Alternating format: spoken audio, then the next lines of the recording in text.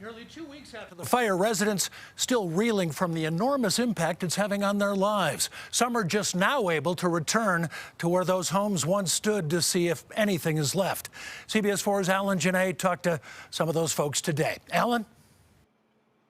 Jim, many people call this original town, others Old Town Superior. What is not leveled here is not habitable due to smoke and other reasons. Now, these were not the newer suburban homes you often think of in this area, but they're older, smaller, more affordable. And we found people here thinking about their way forward and what's important. Paul Williamson was collecting. The house he built, now he was pulling the recyclables. After 74 years of life, he has only a couple of things.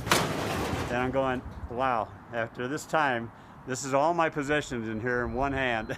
Down the way, Dave Crawford had found less than a half dozen things. Not a lot. I did find this cannon that was in my dad's office, and I think I found this earring that was my mother's. He hurt, though, for the living things lost in the neighborhood. Big problem is all the animals.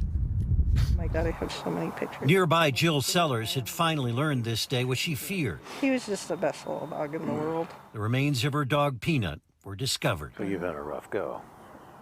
Everybody's had a rough go. She was visiting, looking for friends, but her home nearby is gone. It was another thing on top of what happened that day. At midnight before the fire, her father passed away. Lost my father that same morning, and then my house and my dog. What hurts now is the lack of contact with others she cared about, neighbors. You just walk out front and you shovel each other's walks and you say hi to. And she wants that life back. We just want to rebuild more and get back with our neighbors because I appreciate them even more. I just love my neighborhood. Jill lost her father to cancer and Alzheimer's, and of course she doesn't have those connections with neighbors right now that often helps at times of grieving like this. She did find one thing in the rubble that meant an awful lot: a cup and saucer that her father had sent to her mother back when he served in the Korean War. She says she probably won't clean it. In Superior, I'm Alan Gennett, covering Colorado First. Quite the story. Thank you, Alan.